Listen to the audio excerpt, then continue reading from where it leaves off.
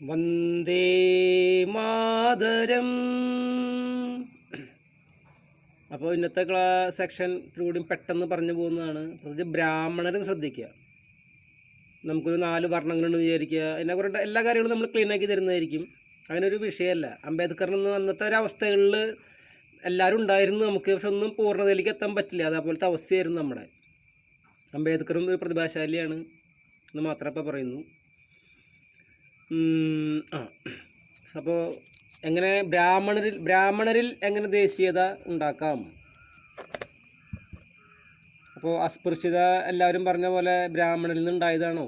ഏതോ ഒരു സമയത്ത് അങ്ങനെ ഇങ്ങനെയൊക്കെ ഉണ്ടായി, ചില അറിവ് കുറവ് കൊണ്ട്, പല കാര്യങ്ങൾ കൊണ്ടും. എല്ലാവരും ഇതിലും ബിസിയും ശ്രേഷ്ഠന്മാരായിട്ടും ആത്മീയതയിലും പോയിരുന്ന ഒരു ലോകമായിരുന്നു നമ്മുടെ. സിമ്പിളായിട്ട് പറയാണ്. അപ്പോൾ നമ്മൾ ബ്രാഹ്മണർ അമ്പലങ്ങളിൽ ഇപ്പോൾ 2026 ബ്രാഹ്മണർ കേൾക്കുന്നുണ്ടെങ്കിൽ നമ്മൾ അമ്പലങ്ങളിൽ പൂജിക്കുന്ന നമ്മുടെ ദേവീ ഭാവങ്ങൾ, നനദുർഗ, സരസ്വതി, കമല, അല്ലെങ്കിൽ പിന്നെ ഓരോ ദേവീക്ഷേത്രങ്ങളിലെ പൂജകൾ, ഇങ്ങനെയൊക്കെയുള്ള ബ്രാഹ്മണരാണല്ലോ ഏറ്റവും മുന്തിയമായ ശ്രേഷ്ഠമായ വർഗം. നമ്മൾ അങ്ങനെ പറയുന്നത് ബ്രാഹ്മണരെ. ഇനിയിപ്പോൾ കമ്മ്യൂണിസ്റ്റ് ബ്രാഹ്മണർ, കോൺഗ്രസ് ബ്രാഹ്മണർ, BJP ബ്രാഹ്മണർ, RSS ബ്രാഹ്മണർ അങ്ങനെ ഉണ്ടാവുമെന്ന് എനിക്കറിയില്ല. ഇനി ചിന്തിക്കേണ്ട അവസ്ഥയില്ല. ഒരു ദേശീയത എന്ന സങ്കല്പത്തിൽ അങ്ങനെ ചിന്തിക്കേണ്ട കാര്യമില്ല. പക്ഷേ തൽക്കാലം അമ്പലങ്ങളിൽ പൂജ ചെയ്യുന്ന ബ്രാഹ്മണർ. അപ്പോൾ ഒരു ശൂദ്രൻ അല്ലെങ്കിൽ ചണ്ടാലൻ അല്ലെങ്കിൽ അസ്പൃശ്യൻ, ഈ അസ്പൃശ്യന് ഒരു ദേശീയതയിൽ സ്വന്തം രാജ്യത്തെ എങ്ങനെ കാണാം? ബ്രാഹ്മണർ പൂജിക്കുന്ന ഈ ദേവതകളുടെയും മുകളിൽ കാണാം. അതാണ് ഭാരതമാതാ സങ്കല്പം. Is it clear or not? I am 100% sure about this. You are clear now. Everyone clear now. That's a simple magic. Simplicity. Dharma. There is no English word for dharma. ശശിധരി സാറിനോട് പോയിട്ട് ധർമ്മത്തിൻ്റെ ഇംഗ്ലീഷ് ചോദിച്ചു കഴിഞ്ഞാൽ charity donation എന്നൊക്കെ പറയും. അതാണ് അതിൻ്റെ ഗ്രാഹ്യാർത്ഥം. രാഹുൽ ഈശ്വറിനോട് അത്യാവശ്യം വിവരമുള്ള ആളാണ്. രാഹുൽ ഈശ്വറിനോട് ചോദിച്ചാൽ അങ്ങനെ പറയും ധർമ്മത്തിൻ്റെ ഇംഗ്ലീഷ് അറിയില്ല. അതാണ് നമ്മുടെ ധർമ്മം എന്ന് പറയുന്നത്. അത് സംസ്കൃത, അത് പ്രാകൃതാണോ? ഒരിക്കലും ഹിന്ദു പ്രാകൃതമല്ല.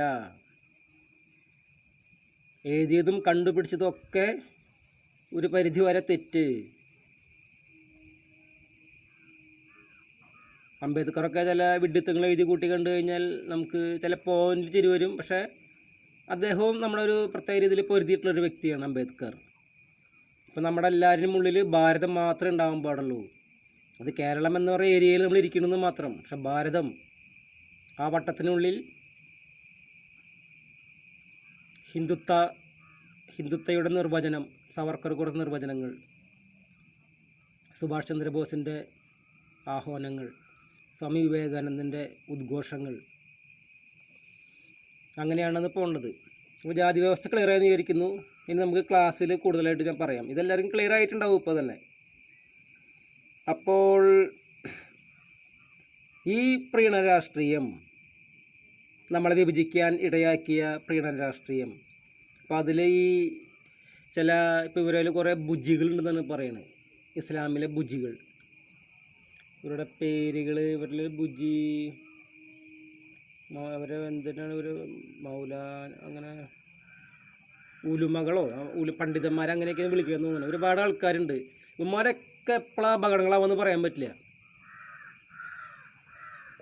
ഈ മതത്തിനെ ഭീകരമായിട്ട് നമുക്ക് ഇപ്പോൾ ചിത്രീകരിക്കാൻ പറ്റില്ല. ഒക്കെ ചെറിയ തെറ്റുകളെ പറ്റിയിട്ടുള്ളൂ എന്ന്. അല്ലെ ഒരു ഇവരെ പരമ്പര 1957 വരെ, 1930 വരെ ഈ പ്രീണന രാഷ്ട്രീയത്തിന് വേണ്ടി മുസ്ലിം ലീഗ്, ജിന്ന, ഈ കോൺഗ്രസ്സിലെ ഉപജാപവൃത്തങ്ങൾ നമ്മുടെ രാജ്യത്ത് നശിപ്പിക്കാൻ കളിച്ച കളികൾ ഒഴിച്ചു കഴിഞ്ഞാൽ ഇസ്ലാം ഒരു പരിധിവരെ ദേശസ്നേഹികളായിരുന്നു എന്ന് കാണാൻ കഴിയും. ക്രിസ്ത്യാനികൾക്ക് പിന്നെ അങ്ങനത്തെ ഒരു ദേശസ്നേഹത്തിൻ്റെ ഒരാവശ്യം വരുന്നില്ല എവിടെയും. ആ അപ്പോൾ ക്രിസ്ത്യാനികളോട് ഞങ്ങൾ പിന്നെ സംസാരിക്കും, ഇപ്പോൾ കേരളത്തിലായതുകൊണ്ടേ. അപ്പോൾ ഈ വന്ദേ മാതരത്തിൽ ഇപ്പോൾ നിങ്ങളിപ്പോൾ പറഞ്ഞല്ലോ, ഇപ്പോൾ ഈ MLA ഇതിപ്പോൾ അടുത്ത് തന്നെ കേന്ദ്ര സർക്കാർ വന്ദേ മാതരം പാടണമെന്ന് ആലോചിച്ചപ്പോൾ ഇത് വേണമെങ്കിൽ പാടാം, ഇത് ചൊല്ലാൻ പറ്റില്ല, ഇതിൽ ഞങ്ങൾക്ക് ഇഷ്ടമില്ലാത്ത കുറച്ച് കാര്യം, ഞങ്ങളുടെ പ്രീണന രാഷ്ട്രീയക്കാർക്ക് ഇഷ്ടമില്ലാത്ത കുറച്ച് ആൾക്കാരുണ്ടെന്ന് ഈ നായന്മാരും നമ്പൂരിമാരും ഒക്കെ പറയേണ്ട ഒരവസ്ഥ MLA ആയതിൻ്റെ പേരിലേ. ഇപ്പം എന്താണ് ഈ സംഭവം? ഈ വന്ദേ മാതരത്തിലുള്ള ദുർഗ, കമല, സരസ്വതി എന്നീ പദങ്ങൾ, അപ്പോൾ ഇവർ പറയും ഇവർക്ക് വിഗ്രഹാരാധന നിഷിദ്ധമാണ്, സംഗീതം നിഷിദ്ധമാണ് എന്നൊക്കെ പറയും. അപ്പോൾ ഈ ലോകത്തെ വെല്ലുവിളിച്ചുകൊണ്ടൊരു ചോദ്യം ചോദിക്കുകയാണെങ്കിൽ ഇത് ഇസ്ലാമിന് വിരുദ്ധമാണ് അല്ലെങ്കിൽ അനിസ്ലാമികമാണ് എന്ന് പറയുമ്പോൾ എന്താണ് അനിസ്ലാമികം? ഇത് വ്യക്തമാക്കാൻ കഴിവുള്ള ഒരു ഉലുമ ഈ ലോകത്ത് ജീവിച്ചിരിക്കുന്നില്ല.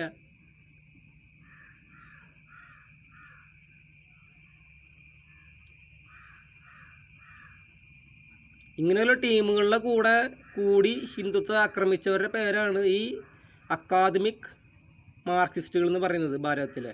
അത് കേരളത്തിലാണ് ഏറ്റവും കൂടുതൽ, കേരളം ആൻഡ് മിഡിൽ ഈസ്റ്റ്. അവരിത് പറയണ്ടേ? ഇത് ഇസ്ലാമിന് വിരുദ്ധമാണെന്ന് പറയുമ്പോൾ എന്താണ് അനിസ്ലാമികം? What is അനിസ്ലാമികം? അത് പറയാനുള്ള കഴിവ് ഇവർക്കില്ല, ആർക്കുമില്ല. പിന്നെ ക്രൈസ്തവ എന്ന് പറഞ്ഞു കഴിഞ്ഞാൽ അവരുടെ ടോപ്പ് ലെവലിലേക്ക് പോയി കഴിഞ്ഞാൽ ഈ സമ്പത്ത്, ഈ സിനഡ് സഭ, അതിൻ്റെ ഒരു ശ്രേഷ്ഠത, പിന്നെ കുറച്ച് അടിമ വിശ്വാസികൾക്കപ്പുറം അവർക്കും പ്രത്യേകിച്ചൊന്നും പറയാനൊന്നുമില്ല ഈ ഭൂമിയിൽ ജീവിച്ചിരിക്കുന്ന ക്രിസ്ത്യൻസിൽ. അതാണ് അതിൻ്റെ അവസ്ഥ. പിന്നെ ബുദ്ധിസം പോയിൻ്റ് ഹിന്ദുത്വയുടെ ഭയങ്കരമായൊരു ചെറിയ ഭാഗമാണെങ്കിൽ തന്നെയും അശോകൻ ചെയ്ത ഹിന്ദുത്വ ഒരു ടൈം, പിന്നെ ഈ അംബേദ്കർ ഉപയോഗിച്ച ലോകത്തെ, അതായത് അക്കാദമിക് ഭാരതം കണ്ട ഏറ്റവും ബെസ്റ്റ് അസ്ത്രമായിരുന്നു അംബേദ്കർ ഉപയോഗിച്ച ബുദ്ധിസത്തിലേക്കുള്ള ഹരിജനങ്ങളോടുള്ള മറങ്ങാനുള്ള ആഹ്വാനം. ദി ബെസ്റ്റ് അസ്ത്ര. അത് ഞാൻ പിന്നെ വിശദീകരിക്കുന്നതായിരിക്കും.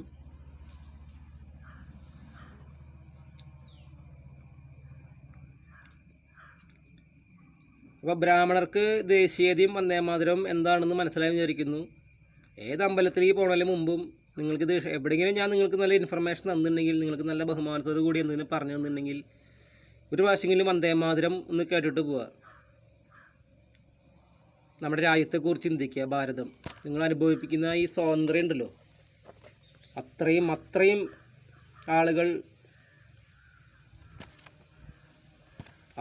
ആളുകൾ ബ്രിട്ടീഷുകാർക്കെതിരെ പോരി നേടിയത് കൊണ്ടാണത്. ഒരുപാട് ആൾക്കാർ കഴിവേറി തൂക്കുമരത്തിലേറപ്പെട്ടു.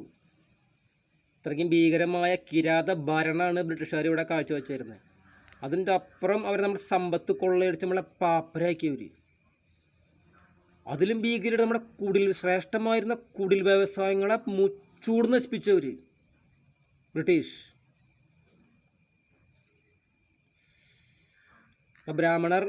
ബ്രാഹ്മണർക്ക് എല്ലാത്തിനും ഉള്ള ഉത്തരമാണ് നമ്മൾ തന്നുകൊണ്ടിരിക്കുന്നത്. പിന്നെ ദേവസ്വം ബോർഡിൻ്റെ കാര്യങ്ങളൊക്കെ നമ്മൾ ഇടപെടും. ഇനി ഹിന്ദുക്കൾ ചിലപ്പോൾ ഉണരും ഇവിടെ കൃത്യമായിട്ട്.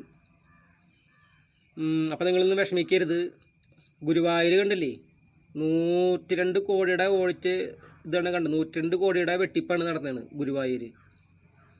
അത് ചെറുത്. ഈ ഹിന്ദുത്വത്തെ നശിപ്പിക്കാൻ ശ്രമിച്ച ആളുകളുടെ പാരമ്പര്യമാണ് അവിടെ ദേവസ്വം ബോർഡ് ഇട്ടിരിക്കുന്നത്. അപ്പോൾ ഈ കേസ് ഇവിടുത്തെ BJPക്കാർക്ക് അവരെ ശക്തി മനസ്സിലാവുള്ളൂ. ഇത് മോദിയോട് പറഞ്ഞ് ഈ ഗുരുവായൂർ ദേവസ്വം, ശബരിമല ദേവസ്വം, പിന്നെ ഒരുപാട് അമ്പലങ്ങളിൽ, അതിന് അടുത്ത എപ്പിസോഡിൽ പറയാം, ഒരുപാട് അത്യാവശ്യം വരുമാനമുള്ള അമ്പലങ്ങളിൽ കൊള്ളകൾ മാത്രം നടക്കുന്നുണ്ട്, കളവും. അത് മുഴുവൻ നമുക്ക് ഇടപെടാൻ പറ്റില്ലെങ്കിൽ തന്നെയും കൃത്യമായിട്ടൊരു രാജ്യനിയമം ഉണ്ടാക്കിയിട്ട് ബ്രാഹ്മണരുടെ അടിയിലായിരിക്കണം നിയമങ്ങൾ, ബ്രാഹ്മണരെ ബഹുമാനിച്ചുകൊണ്ടായിരിക്കണം അമ്പല നിയമങ്ങൾ.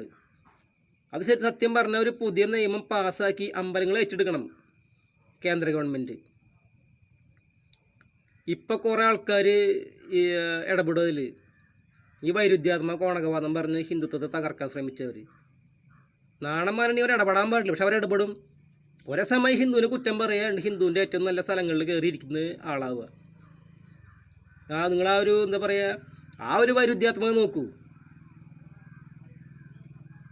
അപ്പോൾ ദേവസ്വം ബോർഡ് കേസുകളിൽ ഞാൻ ഒരു ക്ലാസ് ഞാൻ മോദിക്ക് അല്ലെങ്കിൽ ഇപ്പോഴത്തെ കേന്ദ്ര സർക്കാരിന് കൊടുക്കും. അത് ഇടപെടും തന്നെ ചെയ്യും. അപ്പോൾ നിങ്ങൾ വിഷമിക്കരുത്.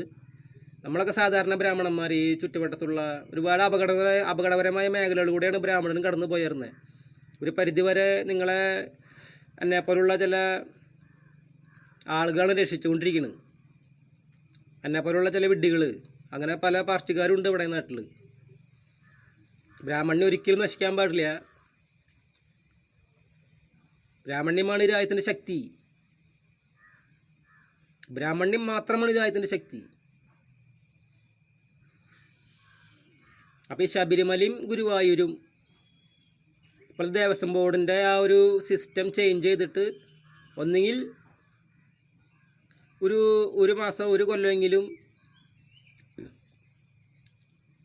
ഇന്ത്യൻ മിലിറ്ററി ദേവസ്വം ബോർഡ് ഒരു കൊല്ലം ഭരിച്ച് ഭക്തർക്ക് കൃത്യമായിട്ടൊരു ധർമ്മത്തോടു കൂടി ഹാൻഡ് ഓവർ ചെയ്യണം.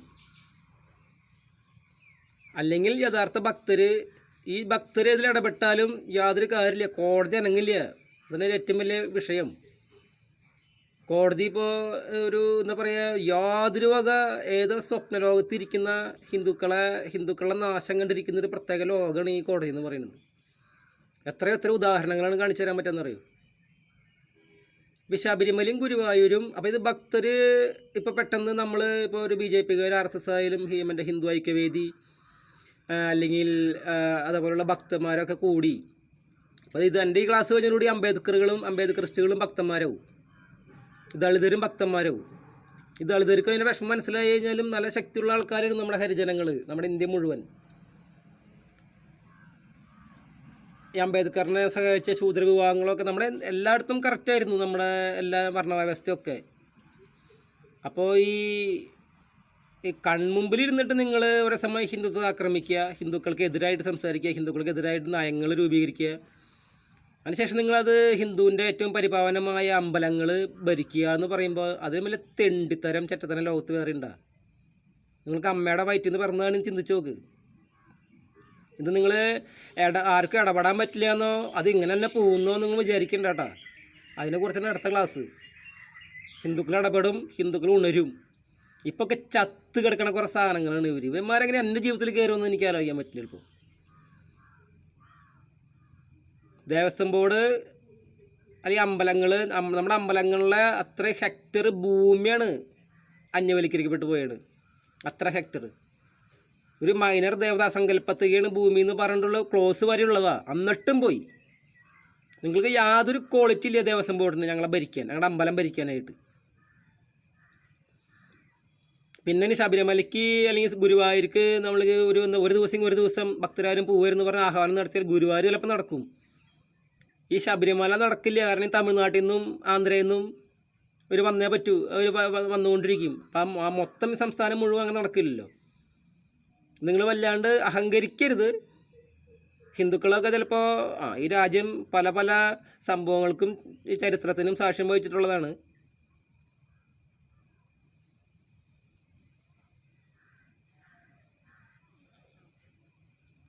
വന്ദേ മാതരം,